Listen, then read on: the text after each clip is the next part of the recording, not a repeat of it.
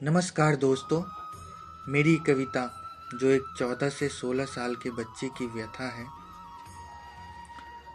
जैसा कि आप जानते हैं, हर व्यक्ति अपने बचपन के बाद एक अवस्था से गुजरता है जिसे हम किशोर अवस्था कहते हैं। और शेक्सपियर ने इस अवस्था की तुलना तो एक सैनिक से की है।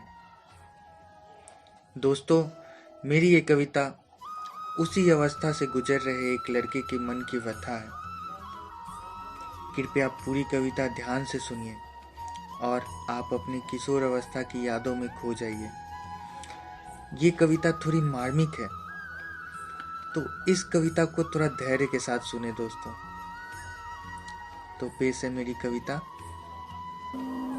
मेरी आज की कविता जिसका शीर्षक है मैं लाश हूँ। मैं लाश हूँ, जिंदा चलती फिरती लाश। भौतिक विलास के इस वीराने में मुझसा और भी कई लाशें हैं, जिनमें वो सब है जो एक इंसान में होता है। यहाँ तक कि हृदय भी, बस दिल नहीं है। हाँ, लाश ही तो हूँ मैं, स्वार्थ के गर्त में दबी, दिखावटी रिश्तों के मैले कफन में लिपटी। मैं दफन हूँ कंक्रीट और लोह रचित अति विशाल कब्र में।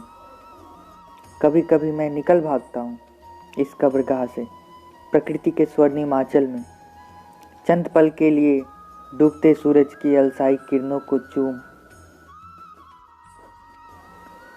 गोधली शीतल हवा को छूकर आम के तने से पीठ टिका, इस दुर्लभ एहसास की मदिरा के एक एक घूंट में एक एक जिंदगी का रस चखने के लिए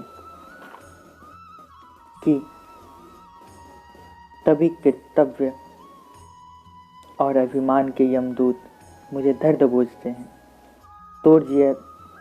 तोड़ दिया जाता है मेरा सोमरस प्याला, जला देते हैं मेरी अनुभूति की मधुशाला, और उपदेशों की चाबुक मार मार के मुझे याद दिलाया जाता है कि मेरे लिए मशीनें पुस्तकें विलास साधन तो हैं, पर बेशक एहसास, भावना और संवेदनाएं सर्वथा बाध्य हैं, क्योंकि मैं लाश हूँ, जिंदा लाश हूँ।